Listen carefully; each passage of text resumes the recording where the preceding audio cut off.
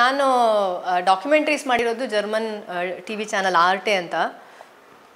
ಅದು ಯುರೋಪ್ ಮಟ್ಟಕ್ಕೆ ಎಂಟೈರ್ ಯುರೋಪಲ್ಲಿ ಬರುವಂಥ ಡಿಸ್ಕವರಿ ಚಾನಲ್ ಥರ ಅಲ್ಲಿ ಆರ್ಟೆ ಚಾನಲ್ಲು. ಮತ್ತು ಕ್ಯೂರಿಯಾಸಿಟಿ ಚಾನಲ್ ಅಂತ, ಮತ್ತು ಅಲ್ಲಿನ ಥಿಯೇಟ್ರಲ್ಲಿ ರಿಲೀಸ್ ಆಗಿದೆ ಡಾಕ್ಯುಮೆಂಟ್ರೀಸು. ಬಟ್ ಅದಕ್ಕೆ ನಾನು ಗಂಡು ಮುಟ್ಟೆಗೆ ಮುಂಚೆ ಒಂದು ಸೀರೀಸ್ ಮಾಡಿದ್ದೆ, ಅದು ಅದರ್ ಲವ್ ಸ್ಟೋರಿ ಅಂತ. ಅದನ್ನು ನಾನು ಯೂಟ್ಯೂಬಲ್ಲೇ ರಿಲೀಸ್ ಮಾಡಬೇಕು ಅಂತ ಪ್ಲ್ಯಾನ್ ಮಾಡಿಕೊಂಡೆ ರಿಲೀಸ್ ಮಾಡಿದ್ದು. 2016 ರಿಲೀಸ್ ಆಯಿತು. ಈಗಾಗಲೇ more than 10 crore ವ್ಯೂಸ್ ಆಗಿದೆ ಅದು. ಅಮೆರಿಕಲ್ಲಿ ರಿಲೀಸ್ ಆಗಿತ್ತು, ಫ್ರಾನ್ಸಲ್ಲಿ ಒಂದು OTT ರಿಲೀಸ್ ಆಗಿದೆ, ಅಮೆರಿಕಲ್ಲಿ ಒಂದು OTT ರಿಲೀಸ್ ಆಗಿದೆ. ಬಟ್